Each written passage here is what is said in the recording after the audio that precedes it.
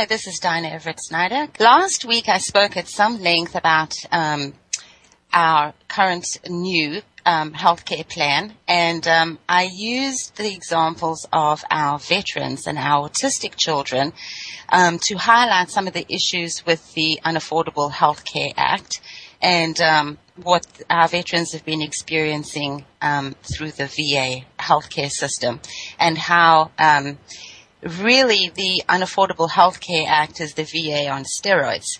And I want to thank everyone who wrote in. I actually had enough time last week to give out my emails, and I got multiple contacts from people. I got contacted by some veterans, some parents of autistic children, and a couple of people who were asking about some comments that I'd made regarding supplements. So I am working my way through those emails. If you haven't yet received a reply, hang tight, I'm working on it. And so because of the overwhelming response, I decided that I was actually going to continue talking about those things this week, and address actually some of the things that that were asked and some of the responses that I gave via email, because it's my belief that for every one person that has the courage to send in an email and a question, there's probably 100 or more that are thinking the same thing. So I'm going to go ahead and give my email contacts now at the beginning of the show, because the way my shows generally run is that I run out of time at the end and I just fall off the end of the platform. So to contact me directly, you can email me either at DinahEverettSnyder@hotmail.com, or you can contact me via Canary Chronicles @outlook.com. Either of those works. And if you just put radio show in the header, then when I go through my spam, I can find you. So we're going to continue talking about veterans and autistic children. And so there's something I want to read you, because this plays right into everything that comes hereafter. It's a paper that was given out by the World Health Organization just recently, and here is a brief synopsis. And it goes like this. Contemporary food systems need to change, and the health and food sectors need to work more closely together. If more than half the world's population that doesn't eat enough, overeat, or eats poorly are to be helped, the World Health Organization has said. Dr. Hans Trussen, Executive Director of WHO's Director General's Office, said elderly dietary interventions were a major way of tackling global disease. We need to look at diet-based solutions, he said. If we, in the past, were mainly challenged by malnutrition in children, we are today facing an epidemic of poor diets and low physical activity, leading to high blood pressure, cardiovascular disease, diabetes, and overweight issues. The nutrition and health threats have actually expanded and worsened, and this will not go away by itself. We need to address it urgently now and in the future. The health sector and the food sector need to work together. And here's the scale of the problem. The drastic call came at a meeting of the World Health Organization and Food and Agriculture Organizations in Rome this last week, where the Director General said, it's clear that the ways in which food is managed today are failing to result in sufficient improvements in nutrition.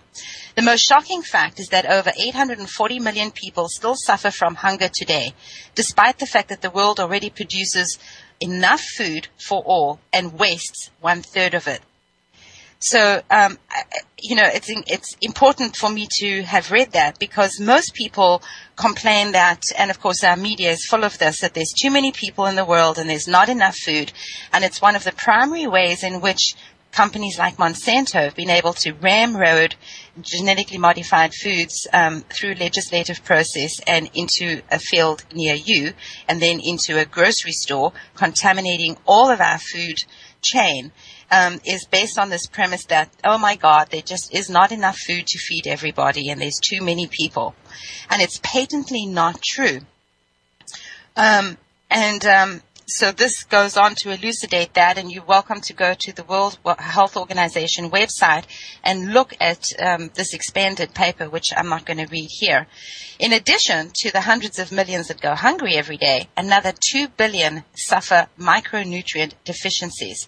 And if you understand anything about the health crises that particularly first world countries have today, I would say that it's far more than 2 billion, because we're used to seeing the evidence of starvation in those sad pictures of children from Africa where they are absolutely skeletal and clearly could do with more food. But the flip side of that is malnutrition in first world countries, which is evidenced by obesity. So every time you see a really, really large person, which is a third of the U.S. population is grossly overweight, a third is chronically overweight, and in the third of that equation, we have those that are underweight, normal weight, and just a little chunky. That's really frightening numbers. Another 7 million children die before their 5th birthday every year. 162 million children under 5 are stunted, while at the same time, 500 million people are obese. It's far more than 500 million, I assure you. The total amount of food produced but not consumed would be enough to feed an additional 2 billion people. The truth of the matter is that today consumers are not receiving the right signals from current policies about how to eat healthily. That is what we need to address. So the World Health Organization also has a comment page, and I urge people to go there and comment and make complaints about the FDA and the revolving door between our food agriculture people and our genetically modified organisms people and our government, because it's an endemic problem. So I'll get to some issues about food later in the show. Right now, there's something else that I want to read you, and this is about our children. There's a silent tragedy taking place. It's mostly in the USA, as countless millions of children of all ages are being erroneously administered doses of amphetamine-class drugs multiple times each day. These drugs are otherwise illegal, Schedule II, in the same highly addictive groups as cocaine, morphine, and opium, banned in most of the world. So why are innocent children being medically abused this way? In any classroom in America today, there's likely to be 1, 2, 3, or 4 children who do not behave like normal happy boys and girls.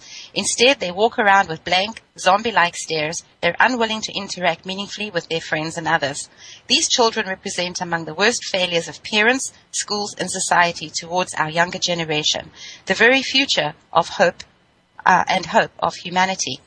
In the U.S. alone, there are over 10 million children being given psychiatric drugs. 1 million of these kids are under 5 years of age. Some are being given these drugs before their first birthday, and some are even as young as 1 month old. And this is according to the U.S. Department of Health and Human Services, by the way. In decades gone by, children with above average intelligence and or abilities were spotted at an early age and given the opportunity to reach their full potential. Not so these days. Such children today, keen to be challenged to their gifted potential, are often at the request or demand of schools sent to psychiatrists, behavioral specialists, and put on prescription meds by these people because their parents are confused, inattentive, intolerant, or frankly exhausted and uneducated. These kids are given labels such as attention deficit disorder, bipolar disorder, attention deficit, hyperactivity disorder, social anxiety disorder, and others. This is just to justify the powerful amphetamine-class drugs, which is dumbing children down to compliance with the lowest common denominator of peers at school. Because all parents today work extremely hard, things are very stressful, the economy is dismal, our future looks uncertain, the news media is full of scary stories, everybody's spying on everybody. Parents don't want to come home and have children who are asking questions. They don't want to deal with emails from teachers complaining that kids were disruptive in class or fiddling in class or asking too many questions in class. So is the answer really to medicate these kids? Here's some scary statistics. That 1 in 55 boys is considered today to be on the autism spectrum, and 1 in 80 girls is diagnosed with autism.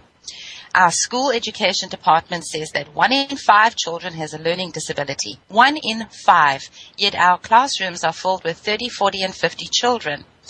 There's one school psychologist for 3, 4, 5 schools to evaluate behaviors and roll out these approved and inept IEPs, otherwise known as individual education plans, which segregate these kids. They come with grandiose ideas and very little merit. although it does protect these children to some degree. Did you know that the average kid in school has no rights at school?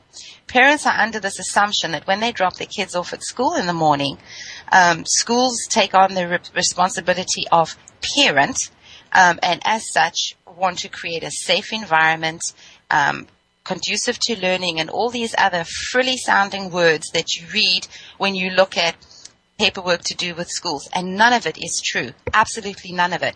If you want your child to have any kind of protection at school, you best go to the school and request a hearing or a meeting to discuss an IEP, an individual education plan. Because unless your child has an active IEP, they are cannon fodder. They are cattle on the school premises, and nobody cares about them. And if you think I'm joking, think again.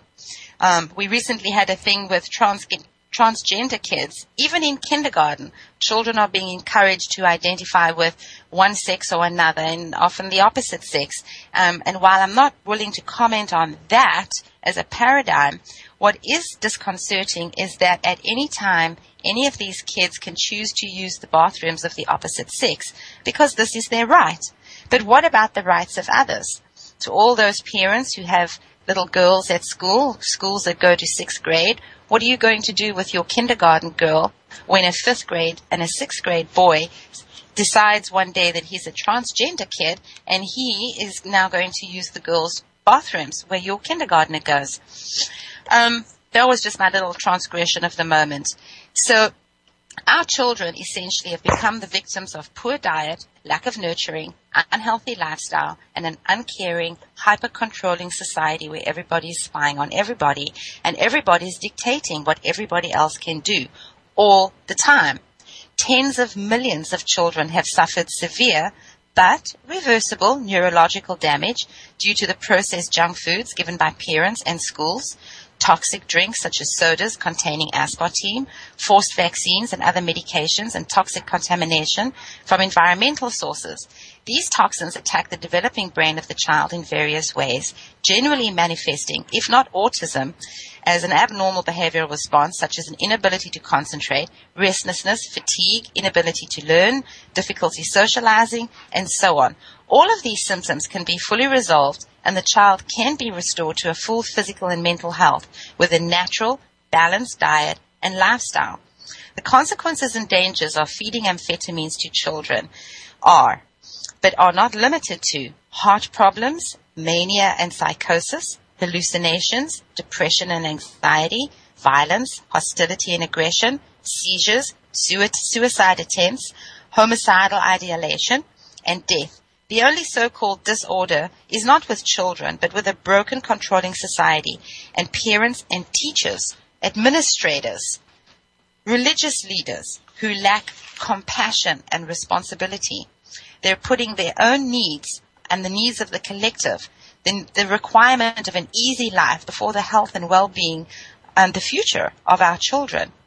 Children, for their part, as from the beginning of time, only require feeding with a healthy, balanced, nutritionally complete diet, nurturing, compassion, tolerance, respect, understanding, a stable home, and the capacity to achieve their full potential, and above all, unconditional love.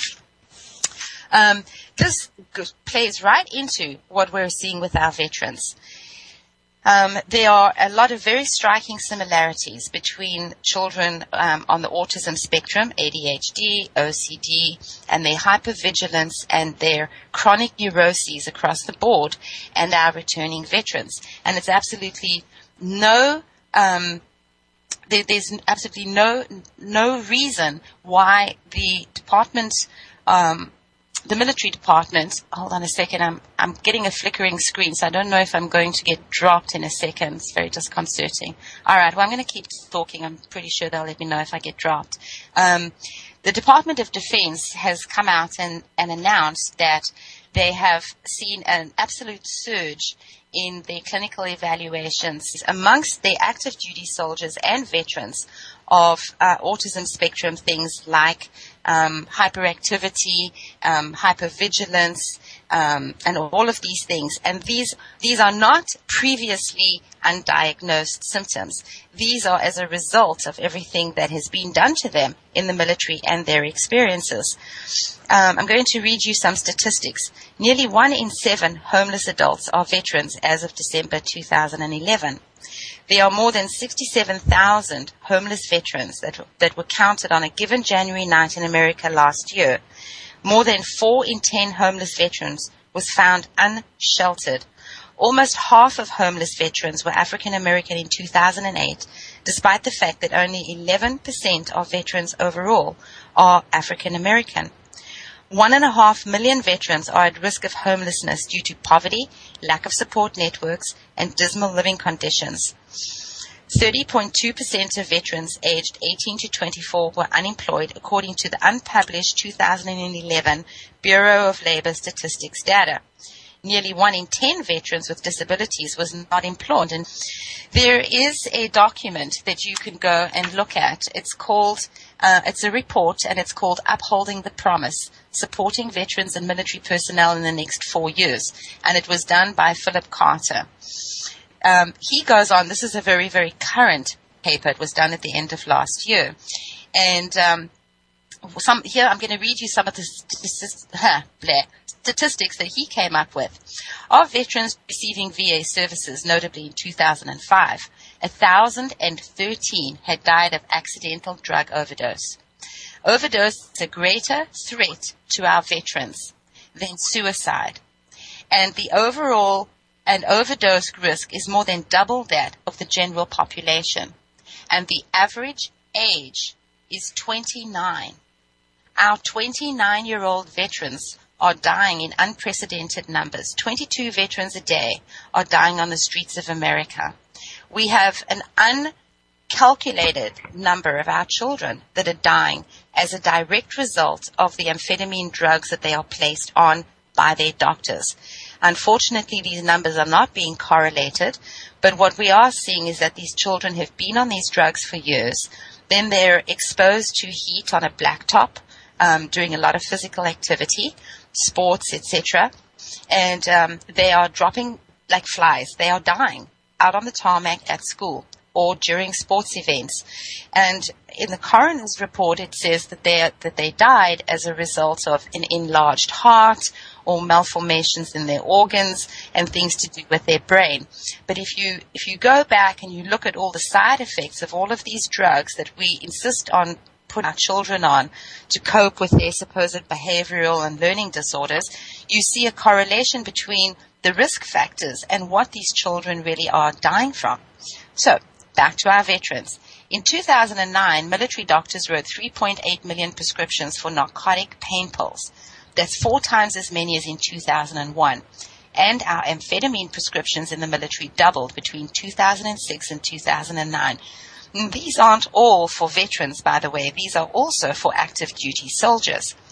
A third of the soldiers on prescription meds, and nearly half of those, or 76,000, are taking powerful addictive opiate painkillers while on active duty. Our soldiers and our veterans are more at risk from the drugs given to them legally than from the risks of war. This is very, very frightening, and it's incredibly sad. So I urge you to go and look at this report. Again, it's called Upholding the Promise, Supporting Veterans and Military Personnel in the Next 4 Years. So you have to understand that the VA is the nation's largest healthcare system. It has a proposed budget of $152.7 billion, and it employs approximately 280,000 people. And this brings me to something else. There's a backlog of approximately 400,000 benefits claims in its system. And one of the ways in which they're reducing this backlog to satisfy scrutiny from Congress is not to actually process these claims, but to deny these claims right out of the starting gate, because it makes their numbers look good. A very big problem, and it's getting bigger. It's not getting better. The VA is more and more insistent that their returning soldiers be placed on a plethora of pharmaceuticals that they know are dangerous. And the really sad thing is that no studies have been done that show the interactions between any of these drugs being taken simultaneously. So one can only but wonder at the minds and at the science that is allowing them to do this. And you realize that there is no science and they're not thinking, which kind of leads one down a rather radical path of questioning. You know, do they care? Well, clearly not. And we have so many veterans. We have veterans, of course, still with us from decades ago. We've got a Gulf War veterans, and we've got our ongoing veterans, and we're going to continue to have them because now Afghanistan, apparently, they're going to continue having a U.S. military presence there until, 2024 or something, which is just ludicrous. There's a fear amongst returning soldiers about getting drawn into the VA system because there is such an insidious movement within the government and within the VA, because they're a branch of the government, of course, to really target veterans. And what the veteran community is very tight. We know that. And word gets around very, very quickly that so-and-so has been on these drugs and now they're not allowed to own a weapon in their capacity as a private citizen. Yeah. And so-and-so is on these drugs and now they're having home visits to check on the welfare of their children. For no reason. I mean, there's been no abuse in the home. There's been nothing. Nothing has gone on except that they've been identified as being on specific drug formulations. With a prescription from their doctor, may we add here. You know, we're not talking street drugs here. And so many veterans have been unwilling to even walk in the doors of the VA and have gone to private doctors, where in some cases they've gotten more help, but they are very leery. And part of the reason why they've become even more leery about drugs in general is because of all these unexplained deaths amongst the veteran community, where they've died of an inadvertent drug overdose in their sleep. And, you know, you can talk about this in the public sector, and it's very easy to whitewash. Well, you know, these people were sick, they were on these drugs, they died. They were sick. It's a whole different ball game when you're talking about veterans, because 6 months, a year ago, these were people in the prime of their life, physically fit. They were not couch potatoes, and they were certified as fit for active duty, and they were overseas hefting weapons and being really physical. Now they're dead in their sleep. So you can't sweep them under the rug the way you can our general population. And our veterans do know this. And so, you know, my work came about because of the work that I was doing with their autistic children primarily. Right. And what we saw when the veterans were returning is the same sorts of hypervigilance, the same sorts of mood disorders, mood disturbances, sleep disturbances, the same sorts of hypervigilance. And because these guys had been away for an extended period of time, when they came home, they were able to see huge changes in their children, in their autistic children. And they couldn't believe that all of this was achieved primarily through physical nutrition, food on a plate, and then the addition of specific supplements, over-the-counter supplements. And so this raised an environment for them in the small community that I work in, where they were much more open and amenable to trying something kind of sissy and something kind of girly, you know, changing their food, dietary choices, cutting out alcohol, cutting out metabolic and energy drinks, which is drinking energy drinks in the military is like an epidemic of its own, because the stuff is handed out like candy when they're deployed.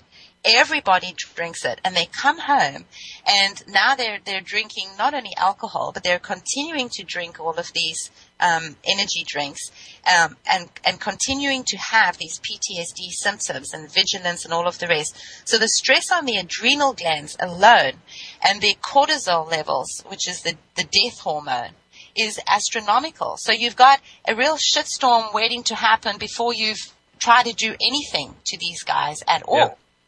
I want to ask the people that listen to the show to please go and Google Seroquel.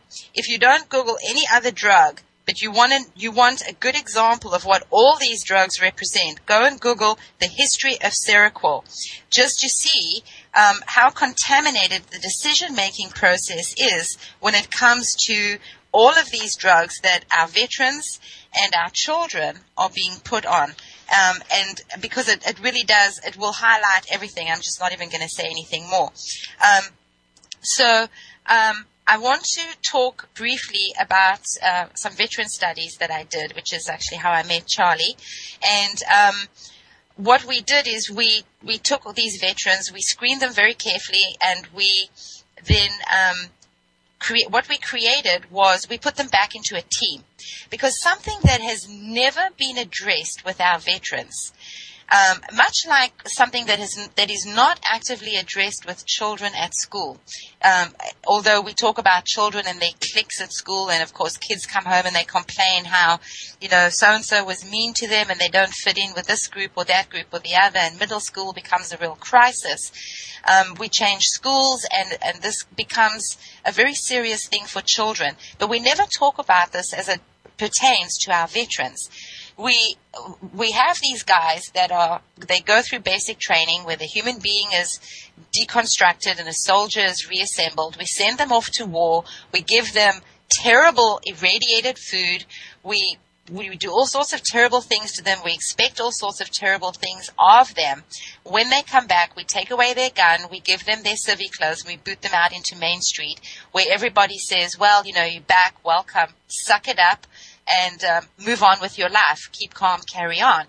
And something that has never, ever been addressed is the grief that these soldiers feel on many, many levels.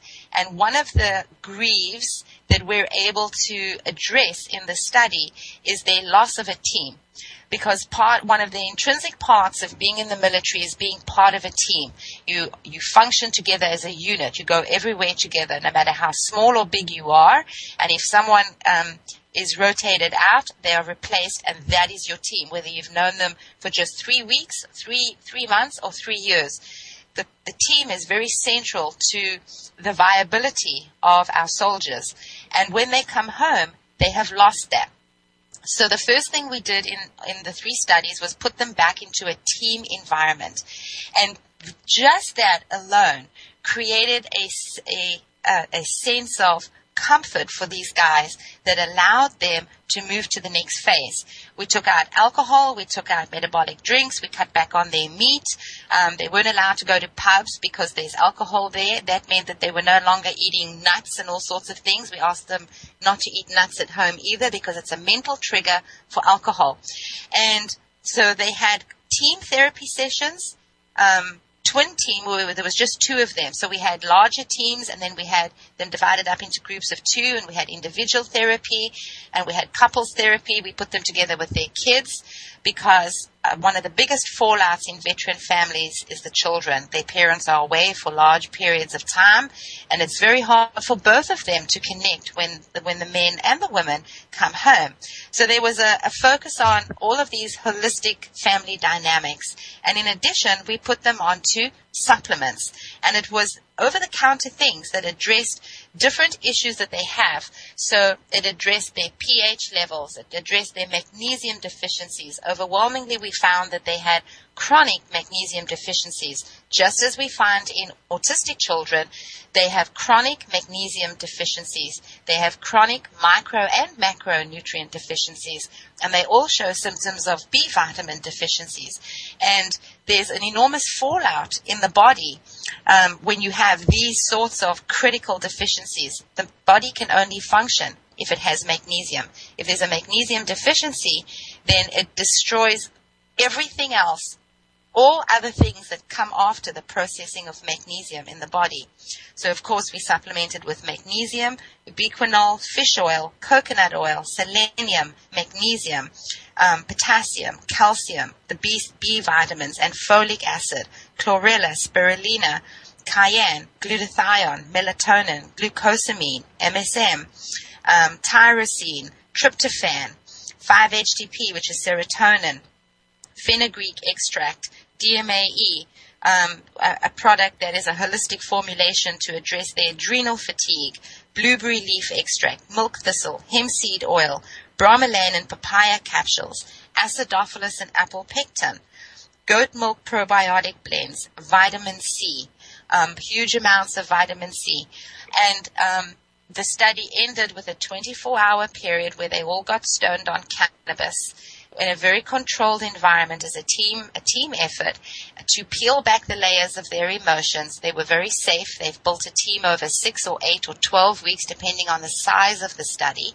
And they were able to really expose themselves in ways that were for them very unexpected.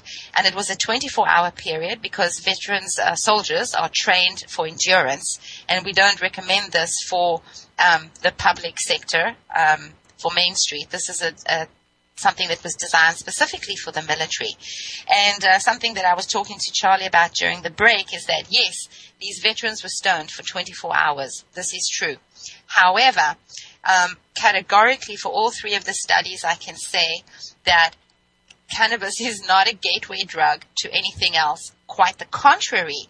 After 24 hours of deep and profound emotional trauma and pulling emotions and experiences up from the absolute dregs of their psyche, from deep within them, things that they'd forgotten, things that went back to far before they enlisted, things that went back to their childhood. By the time they'd experienced all of that for 24 hours and then slept for 6 or 8 hours, overwhelmingly their response was, I am never doing that again.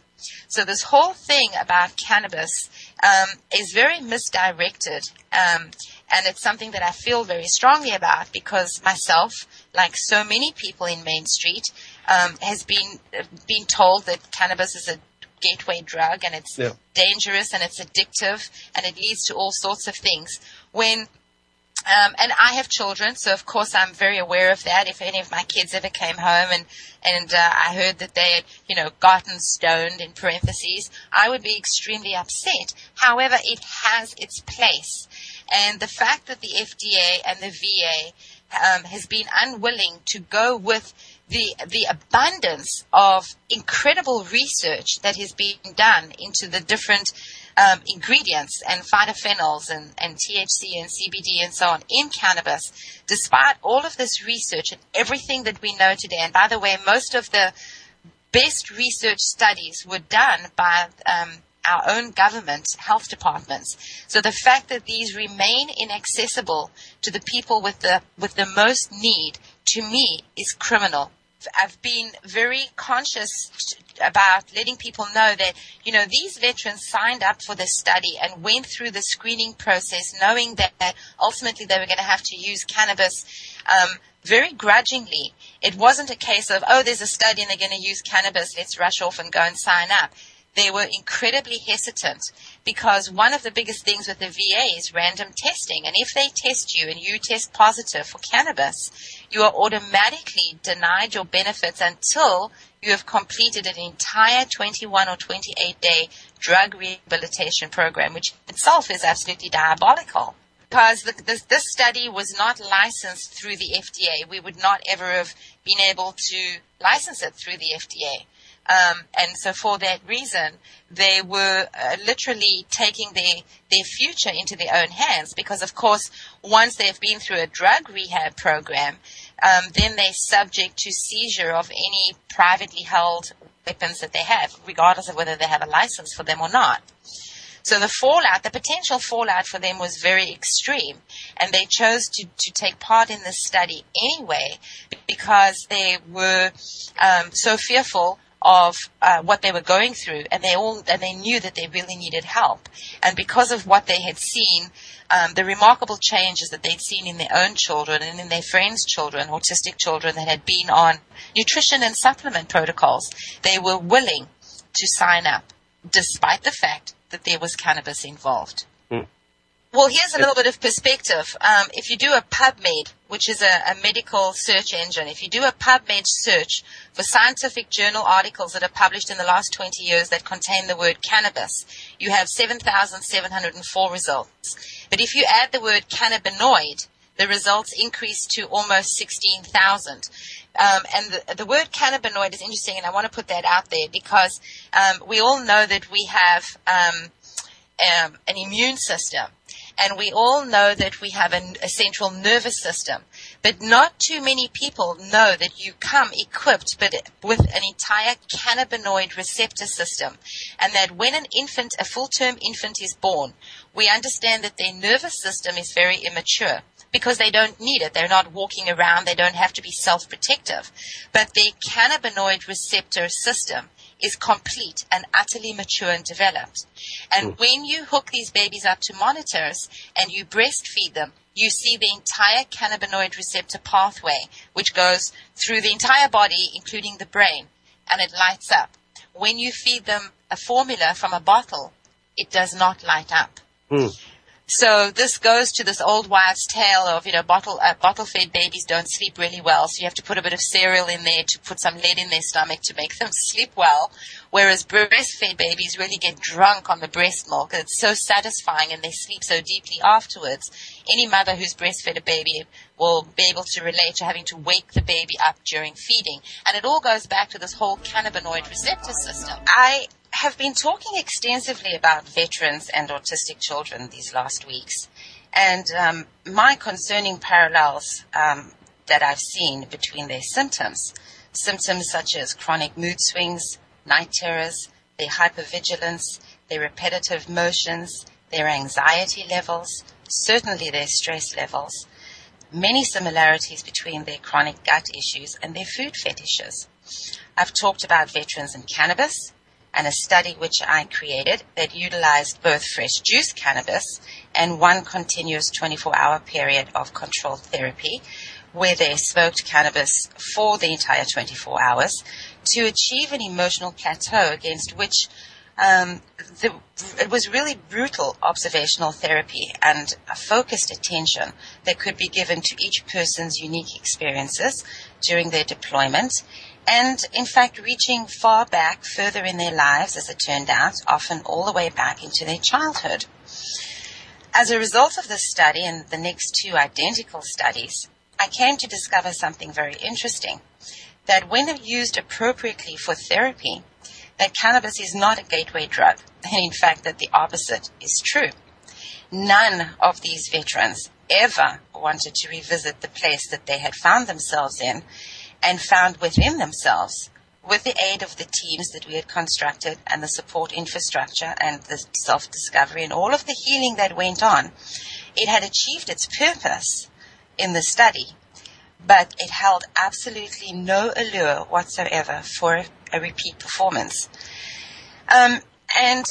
So I got a few emails that asked me why I was pushing so hard for cannabis, and I actually got an email that accused me of being a stoner. So I thought that this would be a good time to say for the record.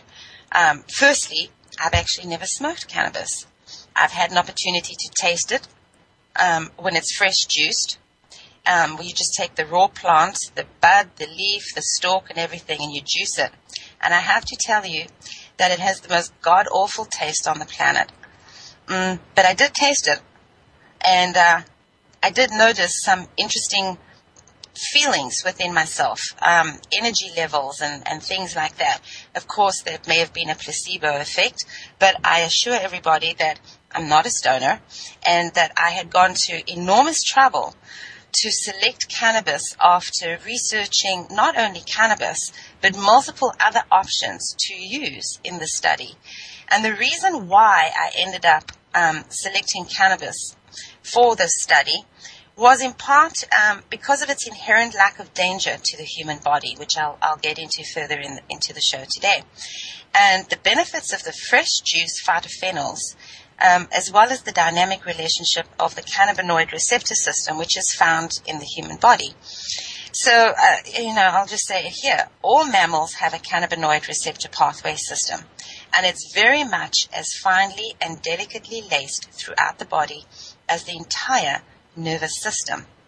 So, it was selected for all of those reasons, and as well, I selected it because previously I had been exposed to cancer patients who had been using cannabis. My introduction to cannabis in the healing paradigm was patients that came to me already using cannabis for their recurring cancers. You see, they'd already gone through the entire medical paradigm of cutting tumors out, treating with chemotherapy, treating with radiation, being told that they were in remission, suffering terribly from the side effects of not having an immune system anymore, and all of the associated side effects of having the hair grow back in or not. Many people find that, in fact, their eyebrows do not ever grow back in, and that the hair on their head will grow back not in the same way, and the hair won't have the same texture. Men seem to not have much success with the regrowth of hair after chemotherapy. Women more so, but they have a lot of issues. So when you've been through the entire medical paradigm, and you know, you faced it, you have faced down the monster, and the monster being both the cancer and the medical paradigm. When you have a recurrence of cancer, you are immediately much more amenable to looking at some alternatives. So I had been approached by some people who were already on cannabis, and they were just looking for emotional support and supplement support, and they wanted to know if there were any other adjuncts that they could employ along with their cannabis to help them hopefully overcome this cancer a second time.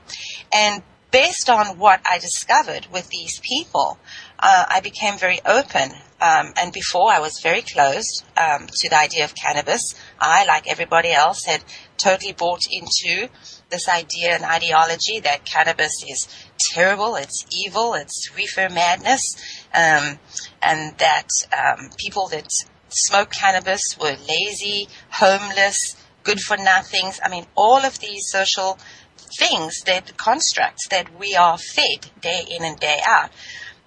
So it was very illuminating for me, and that's really where my pathway began, my road on this cannabis discovery.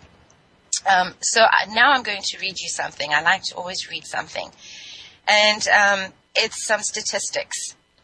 These are the causes of death, and it's data from a 2010 census, unless otherwise noted. All causes of death for 2010 were 2,468,435. Heart disease was 780,213. Malignant neoplasms or cancer, 574,743. Chronic lower respiratory disease deaths, 138,000. Cardiovascular disease, 129,500. Accidents, unintentional injuries, accidental deaths, 120,859. Motor vehicle accidents, there was a subset of the total accidents, was 35,332. Alzheimer's disease, 83,500. Diabetes, 69,000. Nephrosis and necrotic syndromes, 50,000.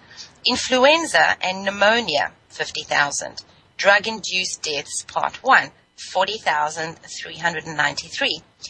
Intentional self-harm or suicide, 38,000. Septicemia, this is a number that's going to blow your mind, 35,000. Chronic liver disease and cirrhosis, 32,000. Firearm injuries, 31,600. Essential hypertension and hypertensive renal disease, 26,634. Alcohol-induced deaths, 25,692. Parkinson's disease, 22,000. Pneumonia due to solids and liquids, 17,000. Homicide, 16,259.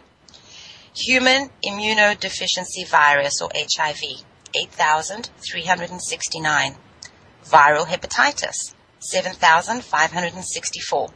All illicit drugs combined for the year 2000, 17,000.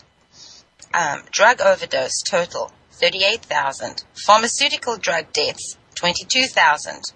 Pharmaceutical opioid Analgesic deaths, 16,651. Deaths from cannabis, 0. Absolutely 0. And now people are going to go, yes, but I read about this story somewhere. All right. So I want to tell you about synthetic cannabinoids. These are substances that are designed to affect the body in a manner that's similar to marijuana, but it's not derived from the marijuana plant. Until 2012, they could be purchased with no age restrictions, and their popularity amongst young people had grown astronomically. Synthetic cannabinoids are known by a variety of names such as spice or K2, synthetic marijuana, fake marijuana, because they're marketed with claims that their effects mimic those of marijuana. Synthetic cannabinoids are typically sprayed onto herbal products, many of which are listed as inactive on the product packaging. Although certain synthetic cannabinoids and specific chemicals contained in these preparations were made illegal in some states, a comprehensive national ban was not enacted until July 2012. Therefore, products containing synthetic cannabinoids were frequently marketed as legal and not for human consumption, and could be purchased online and in legal retail outlets such as convenience stores. Because the products marketed as synthetic cannabinoids contained different ingredients from each other, it was difficult to identify which physical effects are caused by synthetic cannabinoids. They've been reported to cause agitation, anxiety, nausea, vomiting, tachycardia, elevated blood pressure, tremors, seizures, hallucinations, paranoid behavior, and non-responsiveness. So the Drug Abuse Warning Network, which is called DAWN, first detected a measurable number of emergency departments visits involving synthetic cannabinoids in 2010. And their comprehensive report presents data related to these visits. And so, of course, I'm reading from this. Of the approximately 2,300,000 ER visits that involved drug misuse or abuse in 2010, synthetic cannabinoids were specifically linked to an estimated 11,406 visits. It's absolutely phenomenal. The report focused on this age group of 12 to 29. And in this age group, there were 8,557 visits, or 75% of all visits involving synthetic cannabinoids were made by patients aged 12 to 29 in 2010. So you have to be very careful when you read about these things in the news media, because they simply list them as cannabis or marijuana-related ER visits. They do not make the distinction, which is incredibly important to make if you're going to be talking about cannabis. Because it's important, too, to know that the U.S. federal government owns the patents on the active compounds of cannabis, even though it's a Schedule I drug. So you can get cannabinoids that are synthetic, that are part of treatment protocols. And in those cases, those drugs are patented with their synthetic compounds.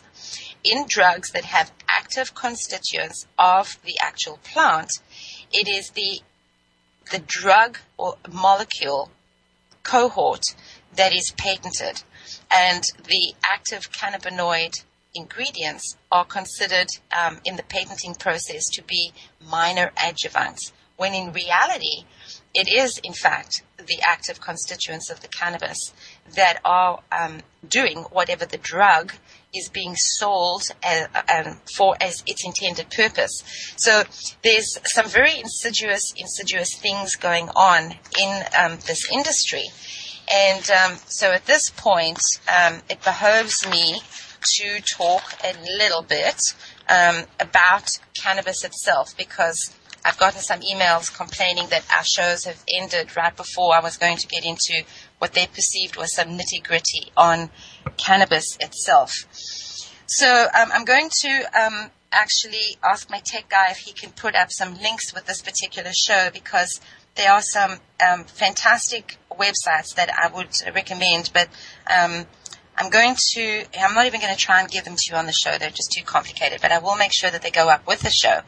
And in the meantime, you can Google biochemist Dennis Hill cures stage 4 prostate cancer with cannabis oil. So you can just Google that. Biochemist Dennis Hill cured stage 4 prostate cancer. What he's done is he's put together a very comprehensive, very easy to read website that gives a lot of the very simple to read and important stuff to do with cannabis. So I'm going to just, blitz through a few things. And that is that THC kills the cancer. THC is also the molecule that has the phytotropic effects on the brain. CBD, on the other hand, kills the cancer's ability to metastasize, which is an important distinction. In fact, up until quite recently, we almost lost CBD in the hybrid strains of cannabis around the United States because they were being bred for their phytotropic capabilities. So there was a huge increase in the THC component, and the CBD was almost lost. Of course, now they're breeding it back, and you can get some cannabis that has incredibly high CBD components. So let me find this thing. I'm actually going to read something from Dennis Hill because he put it so well. And it's this. The endocannabinoid system started revealing itself to researchers in the 1940s, and by the late 60s, the basic structure and functionality had been laid out.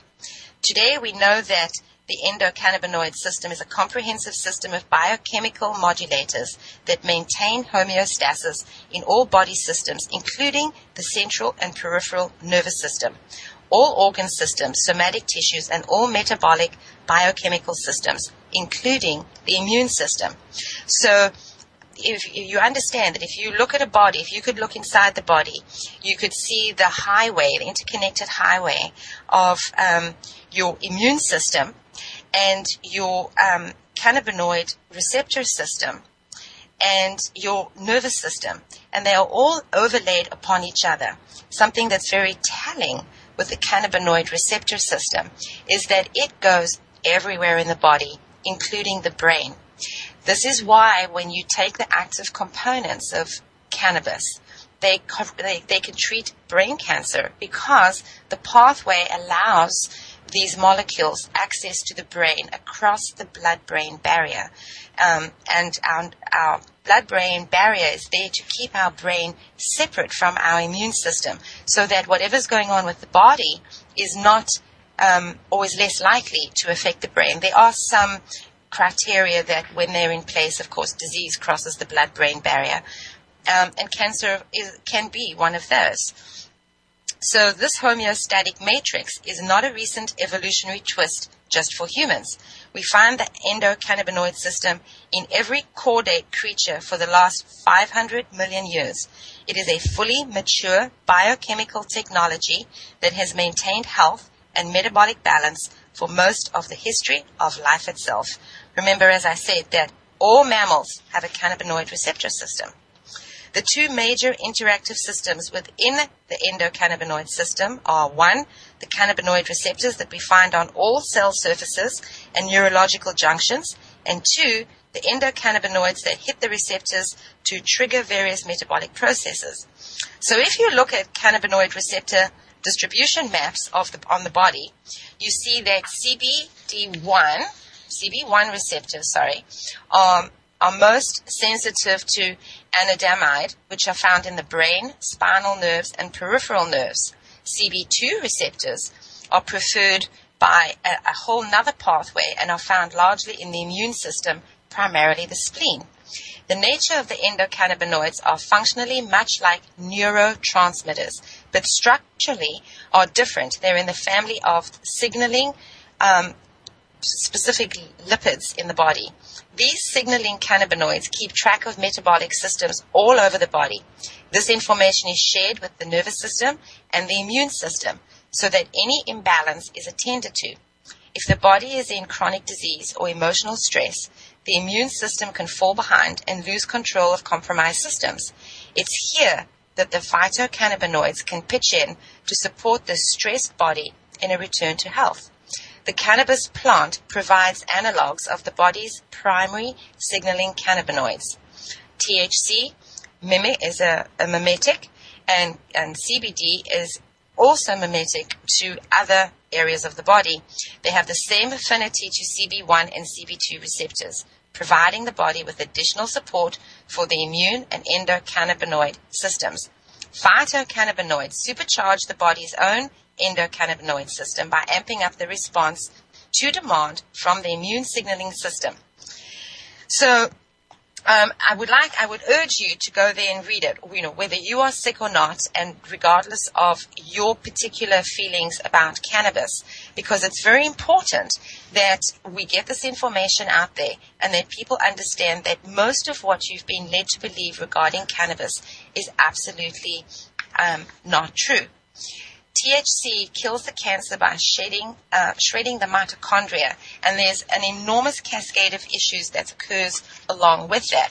So I'm going to actually start talking now about cancer because, of course, cannabis has an enormous application in cancer, and currently we have almost 1 in 3 people with cancer. In your lifetime, you are absolutely going to know someone with cancer, and within the next 2 decades, 1 in 2 people is going to have faced cancer in their lifetime. So it is incredibly important that you educate yourself now. The laws on marijuana and medical marijuana are changing rapidly. The federal government, of course, does not recognize any of these laws. Eric Holder keeps making promises that he's not upholding. President Obama keeps making promises and, in fact, stumped with a promise to protect medical cannabis users, and all of that has fallen by the wayside. Okay, so let's get into some of the nitty-gritties concerning cancer. Cancer is anaerobic, does not need oxygen. It has developed a way to eat without oxygen, and when it can eat, it can grow. Cancer ferments glucose. Cancer cells excrete lactic acid, which goes into the liver. The liver converts the cancer cell byproducts, that lactic acid, back into glucose, and the cancer keeps eating. Cancer is very inefficient, so it's the liver that is forced to work extremely, extremely hard. Glucose is found in meat because all meat is fed corn. So when you have a diagnosis of cancer, you immediately want to cut out all corn. That's high fructose corn syrup. That is anything with corn. No meat, no chicken, and no corn products. And once you start looking at labels to eliminate corn, you realize the plethora of things that have corn in: breads, pastries, pasta, cereals, jams, ketchup, mustards, preserves. It's crazy how much stuff has corn in it, because it's cheap and available and it's genetically engineered, and you absolutely want to stay away from it. So that's the first thing and the best thing that you can do. You want to both prevent cancer or start addressing a cancer that you have. Thank you so much for listening, and I'll be back next week.